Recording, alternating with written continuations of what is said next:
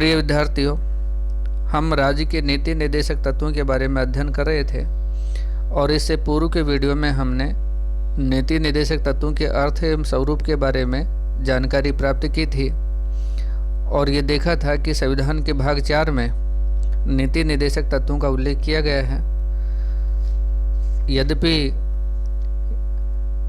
नीति निर्देशक तत्वों के पीछे वैधानिक या कानूनी शक्ति नहीं है, तो भी ये शासन के लिए एक प्रकाश स्तंभ का कार्य करते हैं।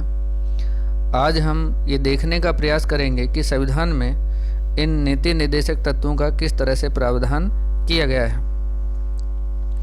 हम देखते हैं कि जो संविधान में नीति निर्देशक तत्व हैं, उनको न्यायालय के द्वारा कानूनी रूप से नियोजित नहीं ठहराया जा सकता है, परंतु फिर भी ये शासन के लिए मौलिक हैं, मूलभूत हैं और कानून बनाते समय इन सिद्धांतों को लागू करना राज्य का कर्तव्य निर्धारित किया गया है।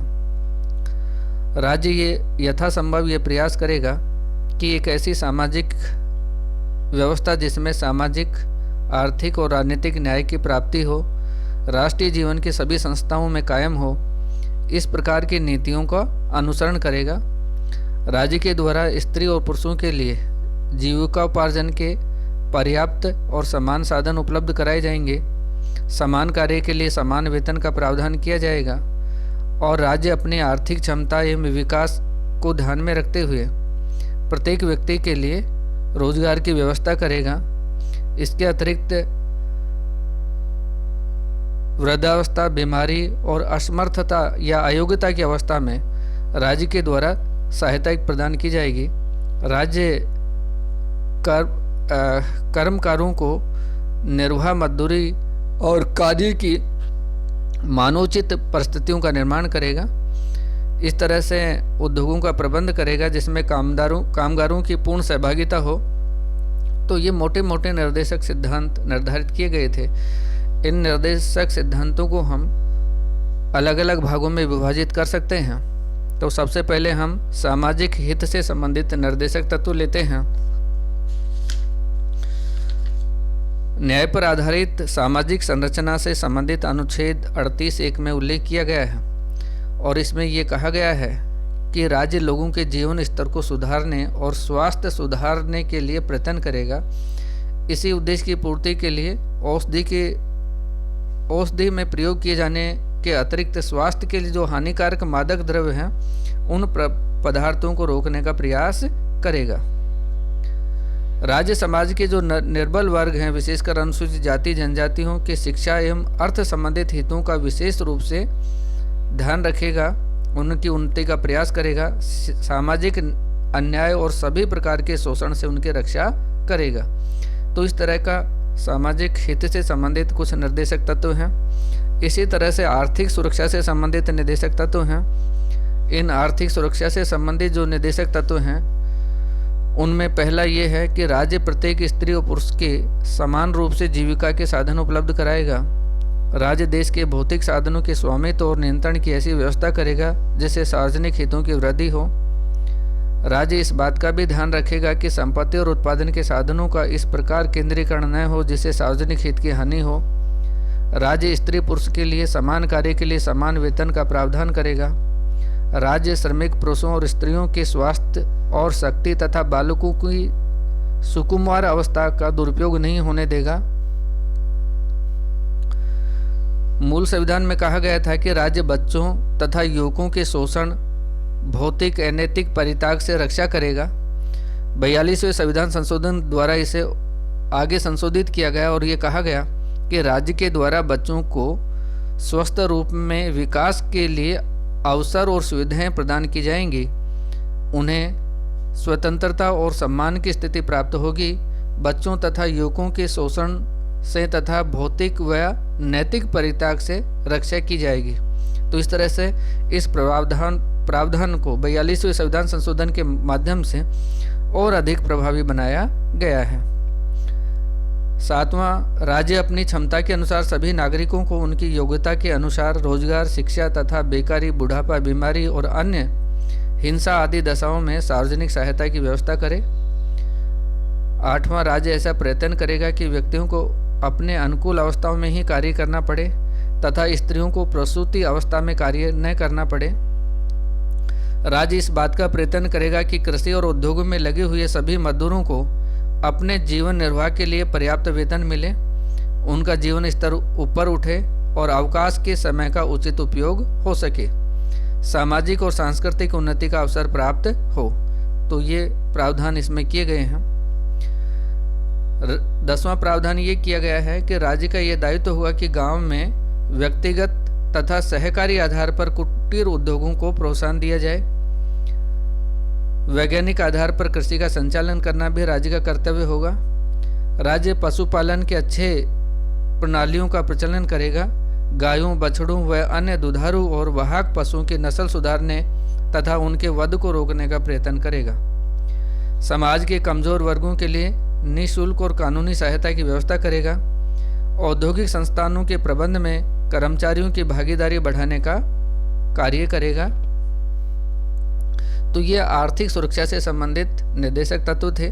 जो आर्थिक सुरक्षा से संबंधित निर्देशक तत्व हैं उनमें जो मूलभूत बात ये है कि यदि इनको लागू किया जाता है तो निश्चित रूप से लोक कल्याणकारी राज्य की दिशा में महत्वपूर्ण कदम राज्य का होगा और इससे आर्थिक सामाजिक न्याय की प्राप्ति सुनिश्चित हो सकेगी।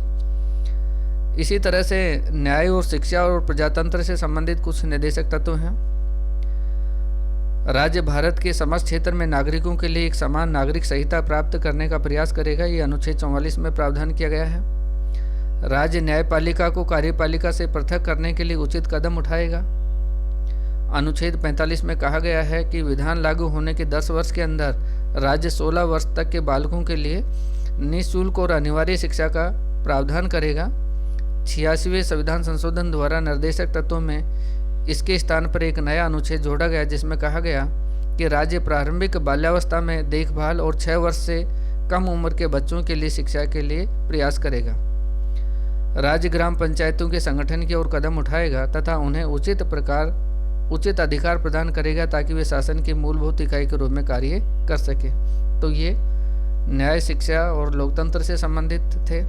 इसी तरह से प्राचीन स्मारकों की रक्षा से संबंधित कुछ निर्देशक तत्व हैं।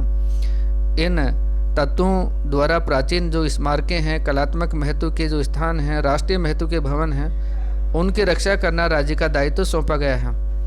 इसमें यह कहा गया है कि राज्य का दायित्व होगा कि प्रत्येक स्मारक कलात्मक और ऐतिहासिक रूप दृष्टि के जो हैं, जिन्हें संसद ने राष्ट्रीय महत्व का घोषित कर रखा है, उनकी रक्षा करना राज्य का दायित्व है। 42वें संविधान संशोधन में कहा गया है कि राज्य देश के पर्यावरण की रक्षा करेगा, उसमें सुधार का प्रयास करेगा। राज्य के द्वारा वन और वन्य जीवन की सुरक्षा का भी प्रयास किया जाएगा। तो ये प्राचीन स्मारकों की रक्षा से संबंधित कुछ निर्देशक तत्व थे। इसी तरह से अंतर्राष्ट्रीय शांति और सुरक्षा से संबंधित निर्देशक तत्व हैं और रक्षा की है कि वो इन आदर्शों को प्राप्त करने का प्रयत्न करेगा, जिसमें है अंतर्राष्ट्रीय शांति और सुरक्षा में वृद्धि करना, राष्ट्रों के बीच न्याय और सम्मानपूर्ण संबंधों की स्थापना करना, राष्ट्रों के परस्पर व्यवहार में अंतर्राष्ट्रीय कानून और संधियों के प्रति आदर का भाव बढ़ाना, अंतर्राष्ट्रीय झगड़ों को मध्यस्थता द्वारा सुलझाने के लिए प्रयास करना। तो ये अंतर्राष्ट्रीय शांति और सुरक्षा से संबंधित निर्देशक तत्व हैं और इन तत्वों के माध्यम से ये प्रयास किया गया है कि जो एक आदर्श है अंतर्राष्ट्रीय शांति और सुरक्षा का, वो प्राप्त किया जाए। राष्ट्रों के बीच में न्याय और सम्मानपूर्ण संबंधों की स्थापना हो, अंतर्राष्ट्रीय शांति और सुरक्षा में वृद्धि की जाए। हम देखते हैं कि भारत ने इन्हीं निर्देशक तत्वों की अनुपालना में या इनको प्राप्त करने की दिशा में अंतर्राष्ट्रीय क्षेत्र में अंतर्राष्ट्रीय शांति और सुरक्षा से संबंधित अनेक कार्य किए हैं। गुटनिरपेक्षता इसका उदाहरण है, पंचशील के सिद्धांत इसके उदाहरण हैं कि भारत के पड़ोसी देशों के साथ जो संबंध है वो इसके उदाहरण है कि भारत का हमेशा ये प्रयास रहता है कि अंतर्राष्ट्रीय शांति और सुरक्षा में वृद्धि हो, पड़ोसियों के साथ मित्रतापूर्ण संबंध हो, राष्ट्रों के बीच न्याय और सम्मानपूर्ण संबंधों की स्थापना हो और जो भी अंतर्राष्ट्रीय कानून हैं, नियम हैं, संधियाँ हैं, समझौते हैं, उनका आदर और सम्मान के साथ पालन किया जाए और जो भी अंतर्राष्ट्रीय झगड़े हैं उनको मध्यस्थता द्वारा बिना किसी युद्ध या हिंसा के उनका समाधान किया जाना चाहिए। तो इस तरह से ये जो निर्देशक तत्व हैं उसमें अंतर्राष्ट्रीय शांति और सुरक्षा की स्थापना का भी प्रयास किया जाता है। तो इस तरह से हम देखते हैं कि भारतीय संविधान के भाग 4 में जो निर्देशक तत्व दिए गए हैं वे वास्तव में शासन के आधारभूत प्रकाश स्तंभ के समान हैं, और यदि राज्य के द्वारा इनको लागू किया जाता है तो निश्चित रूप से ये सामाजिक आर्थिक विकास में, अंतर्राष्ट्रीय शांति और सुरक्षा की स्थापना में महत्वपूर्ण साबित हो सकते हैं। और राज्य के द्वारा अपने कानूनों का निर्माण करते समय, नीतियों को लागू करते समय इनके पालन की अपेक्षा रखी जाती है। इनके पीछे यद्यपि वैधानिक शक्ति नहीं है, फिर भी लोकमत की शक्ति है, और ये लोकमत की शक्ति के द्वारा इनका पालन किया जाता है।